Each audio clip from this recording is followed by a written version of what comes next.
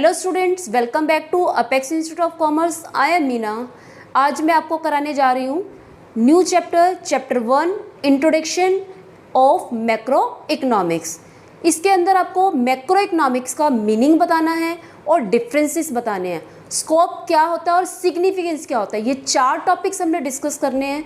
Macro economics का meaning बताने से पहले सबसे पहले आपको पता होना चाहिए इकोनॉमिक्स क्या होती है। जनरली आपने 11th क्लास में पढ़ा होगा कि इकोनॉमिक्स होती क्या है, इकोनॉमिक्स के अंदर किन प्रॉब्लम्स को स्टडी किया जाता है। तो थोड़ा सा इंट्रोडक्शन करते हैं इकोनॉमिक्स के। इकोनॉमिक्स के अंदर इकोनॉमिक प्रॉब्लम्स को सॉल्व किया जाता है। अब इकोनॉमिक प्रॉब्लम क्या होती है? इकोनॉमिक प्रॉब्लम कि लाइक मेरे पास पैसे तो थोड़े हैं, लिमिटेड रिसोर्सेज हैं, मैं उन रिसोर्सेज से ज़्यादा सेटिस्फेक्शन लेना चाहती हूँ। ठीक इसी तरह से एक प्रोड्यूसर है, उसके पास रिसोर्सेज कम है, मतलब मनी कम है, वो उस मनी से वो चाहता है कि मेरे पास मनी भी कम लगे, मीन्स मेरे गुड्स को प्रोड्यूस करने की कॉस्ट कम से कम आए और गुड्स जो हैं अच्छी क्वालिटी के बने। ऐसा क्यों होता है? इसका कारण ये है कि हम सबके पास रिसोर्सेज तो लिमिटेड हैं, लेकिन जो हमारे डिज़ायर्स हैं, वांट्स हैं, वो बहुत ज़्यादा हैं।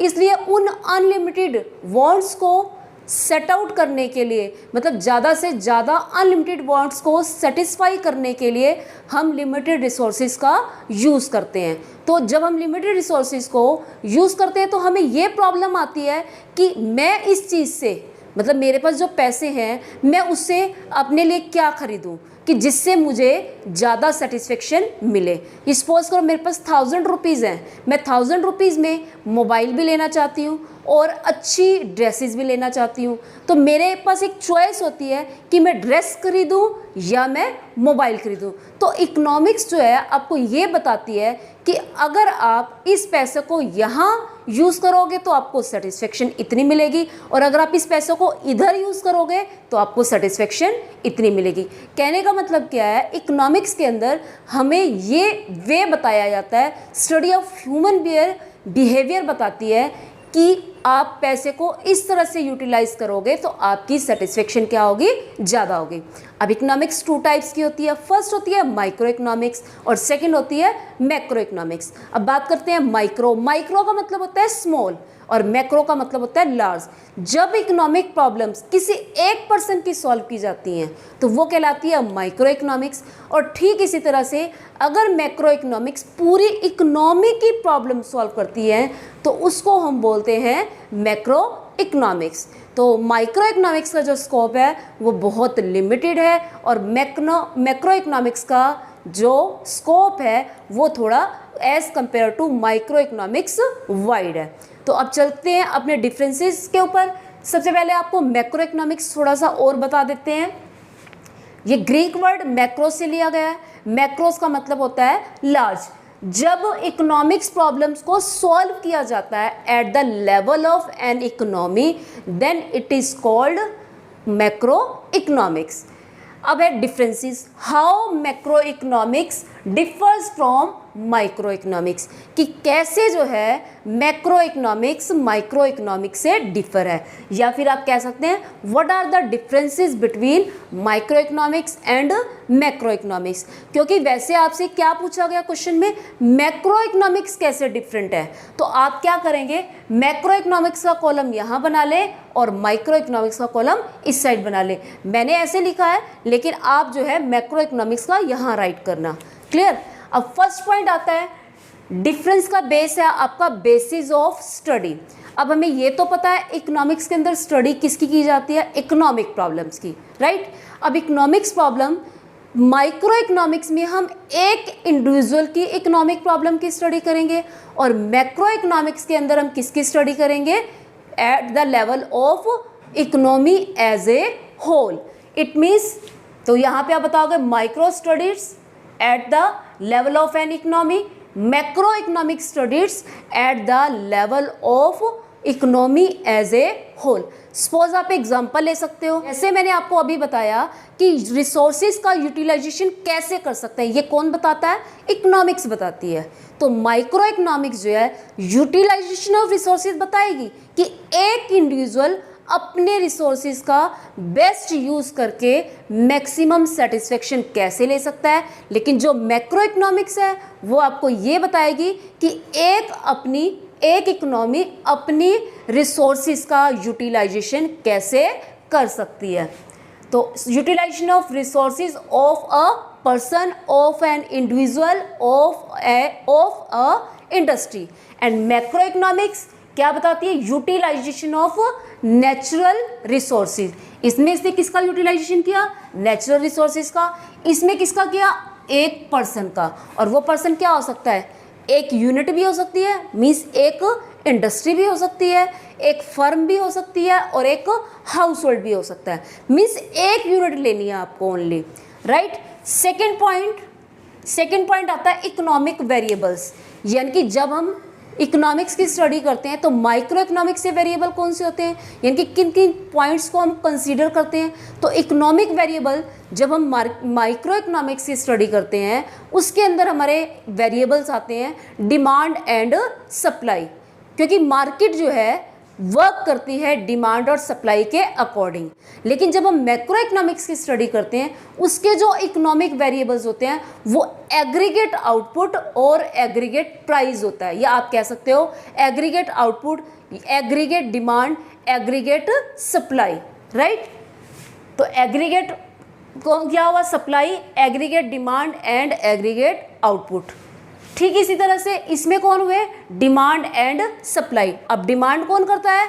कस्टमर करता है। सप्लाई कौन करता है? प्रोड्यूसर करता है। तो आप राइट करेंगे demand of customer and supply of producer. ये दो इकोनॉमिक वेरिएबल हैं जो इसके अंदर स्टडी किए जाते हैं। थर्ड पॉइंट आता है इकोनॉमिक एजेंट्स। सबसे पहले आपको पता होना चाहिए एजेंट्स कौन होते हैं। मतलब जब माइक्रो इकोनॉमिक्स में प्रॉब्लम सॉल्व की जाती हैं उसमें डिसीजन कौन लेता है, यानी कि माइक्रो इकोनॉमिक्स में डिसीजन कौन लेता है और मैक्रो इकोनॉमिक्स में डिसीजन कौन लेता है। माइक्रो इकोनॉमिक्स के अंदर दो हमारे वेरिएबल होते हैं, एक होता है डिमांड, एक होता है सप्लाई। डिमांड का डिसीजन कौन लेता है कि मुझे कितने गुड्स खरीदने हैं? हम करेंगे, मीन्स हम कस्टमर करेंगे, ठीक है, कंज्यूमर करेगा। और सप्लाई कि कितने गुड्स सप्लाई करने हैं या प्रोड्यूस करने हैं, इसका डिसीजन कौन लेगा? प्रोड्यूसर लेगा। तो इसके अंदर एजेंट्स कौन हुए? डिसीजन लेने वाला कौन हुआ?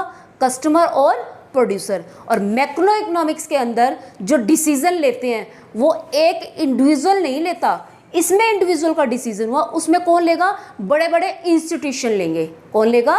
बड़े बड़े इंस्टीट्यूशन लाइक RBI, SCBI और जो भी हायर डिपार्टमेंट्स होते हैं, ठीक है, ट्रेल हो सकता है, मन के टेलीकॉम अथॉरिटी बोलते हैं उसको हम। तो ये जो एजेंट्स हैं ये क्या करते हैं? डिसीजन लेते हैं कि कितनी प्रोडक्शन होगी, कितनी सप्लाई होगी, या गवर्नमेंट डिसीजन लेगी, या गवर्नमेंट ने जिन इंस्टीट्यूट्स को बना रखा है वो इनका डिसीजन लेंगे और इकोनॉमिक प्रॉब्लम्स को सॉल्व करेंगे। Next fourth point, degree of aggregation. Aggregate means होता है टोटल, तो एग्रीगेशन की भी मतलब क्या हुआ? सम ही हुआ। अब हमें बताना है कि एग्रीगेशन कितना होता है। माइक्रो इकोनॉमिक्स में हम टोटल क्या ले सकते हैं और मैक्रो इकोनॉमिक्स में हम टोटल कहाँ तक कर सकते हैं। अब हमने बात की कि जब हम माइक्रो इकोनॉमिक्स में स्टडी करते हैं एक यूनिट को लेते हैं। अब एक यूनिट का मतलब क्या है कि एक मार्केट की बात करते हैं कि एक मार्केट है हमारे पास, ये एक मार्केट हो गई, क्लियर। और जब हम मार्केट ले रहे हैं किसकी? क्लॉथ की, क्लॉथ की मार्केट ले रहे हैं, ये क्लॉथ की इंडस्ट्री की बात हो रही है। ठीक इसी तरह से अगर हम माइक्रो इकोनॉमिक्स में बात करेंगे, ज़्यादा से ज़्यादा एक मार्केट का एग्रीगेशन ले सकते हैं, मीन्स एक कस्टमर या फिर एक मार्केट। एक मार्केट कैसे हुई कि उस क्लॉथ मार्केट में जितने भी कस्टमर हैं उनकी टोटल डिमांड फाइंड आउट कर सकते हैं। सिर्फ और सिर्फ माइक्रो इकोनॉमिक्स जो है यहीं तक लिमिटेड है। लेकिन अगर हम मैक्रो इकोनॉमिक्स की बात करें, मैक्रो इकोनॉमिक्स के अंदर हम क्लॉथ की मार्केट भी लेंगे, क्लॉथ की मार्केट का भी इक्विलिब्रियम देखेंगे, प्लस में जितने भी गुड्स हैं उन सब की मार्केट का टोटल लेते हैं। क्लॉथ मार्केट हो गई, शूज़ मार्केट होगी, ऑटो मार्केट होगी, हम इन सब का एग्रीगेट देखेंगे कि इक्विलिब्रियम कहाँ होता है। तो डिग्री ऑफ एग्रीगेशन क्या हुआ? लिमिटेड हुआ। और इक्विलिब्रियम सिर्फ किसका देखते हैं? एक इंडस्ट्री का। वो इंडस्ट्री हमने क्या ले ली है? पूरी की पूरी हमने क्लॉथ की इंडस्ट्री ले ली। तो अगर हम स्टडी करेंगे या तो फिर हम क्लॉथ की करेंगे, या फिर हम शूज़ की करेंगे, या फिर हम ऑटो की करेंगे। तो सिर्फ एक इंडस्ट्री के इक्विलिब्रियम की बात की जाएगी, और इसके अंदर किसकी बात की जाएगी? सारी मार्केट की, यानी कि चाहे वो किसी भी चीज़ की मार्केट हो, पूरे इकोनॉमी की इक्विलिब्रियम की बात की जाएगी। अब इक्विलिब्रियम क्या होता है? इक्विलिब्रियम उस स्टेज को बोलते हैं जिसमें हर पर्सन क्या हो, अपनी प्रेजेंट सिचुएशन से सेटिस्फाइड हो। इक्विलिब्रियम क्या बोलते हैं? जिसमें हर एक पर्सन सेटिस्फाइड हो, वो जहाँ है वहीं रहना चाहता है, मीन्स उसको जो है मैक्सिमम वेलफेयर मिल रहा है।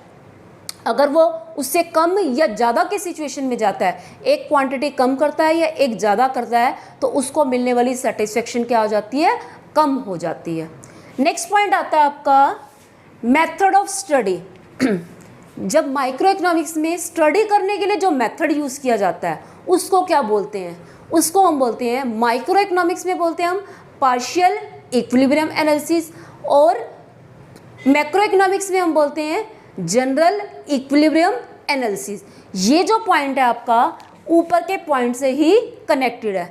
इसमें भी हमने लिया था इक्विलिब्रियम एंड ऑफ इंडस्ट्री, यानी कि जब हम पूरी इकोनॉमी के अंदर एक इंडस्ट्री की हम इक्विलिब्रियम की बात कर रहे हैं तो वो पार्शियल इक्विलिब्रियम एनालिसिस कहलाता है। और इसके अंदर ये एज्यूम कर लिया जाता है कि बाकी मार्केट में भी इक्विलिब्रियम क्या रहेगा, में उसमें कोई चेंज नहीं आएगा, यानी कि उनके इक्विलिब्रियम को कांस्टेंट मान लिया जाता है। लेकिन मैक्रो इकोनॉमिक्स के जब हम इक्विलिब्रियम की बात करते हैं, हम उसमें पूरी इकोनॉमी के इक्विलिब्रियम को स्टडी करते हैं, किसी भी मार्केट के इक्विलिब्रियम को कांस्टेंट नहीं मानते हैं। क्लियर? तो पार्शियल इक्विलिब्रियम क्या हुआ?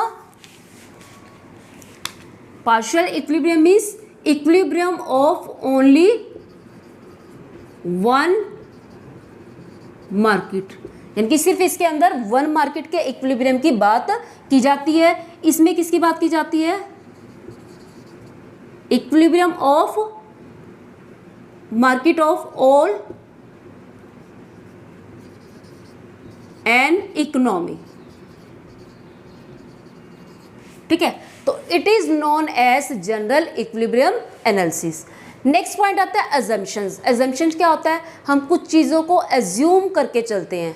एज्यूम मतलब हम ये मान के चलते हैं कि ऐसा होगा तो ऐसा हो जाएगा, कंडीशन लेके चलते हैं ना, तो वही कंडीशंस की बात हो रही है यहाँ पे, अजम्पशंस। तो अजम्पशंस का मतलब क्या हुआ? जब हम माइक्रो इकोनॉमिक्स की स्टडी करते हैं, और माइक्रो इकोनॉमिक्स में आपको पता है मेन वेरिएबल क्या है? डिमांड और सप्लाई। जब हम एक मार्केट की डिमांड की बात कर रहे हैं तो हम ये मानते हैं कि अदर जो कंपोनेंट्स हैं, यानी कि मैक्रो वेरिएबल्स क्या रहेंगे? कॉन्स्टेंट रहेंगे।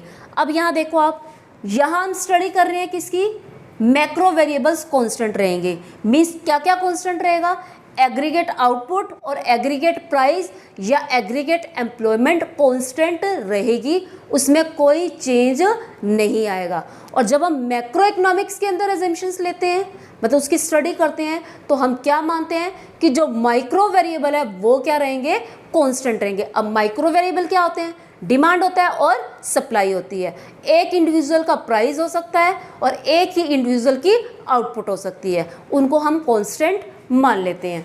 नेक्स्ट पॉइंट आता है सेंट्रल इशू। सेंटर किसको बोलते हैं? बीच में, यानी कि जब एक पॉइंट सेंटर का पॉइंट बन जाता है उसको हम क्या बोलते हैं? प्रॉब्लम। तो इट मीन्स सेंट्रल इशू को हम बोलते हैं मेन प्रॉब्लम। माइक्रो इकोनॉमिक्स के अंदर मेन प्रॉब्लम क्या होती है? माइक्रो इकोनॉमिक्स के अंदर जो मेन प्रॉब्लम आती है कि हम अपने रिसोर्सेज को कैसे डिस्ट्रीब्यूट करें, कि मतलब अपने रिसोर्सेज इसको खरीदने में लगाएं या इसको खरीदने में लगाएं। मतलब हम अपने रिसोर्सेज से अपना मोबाइल खरीदें या अपनी पॉकेट मनी को हम कहाँ स्पेंड करें?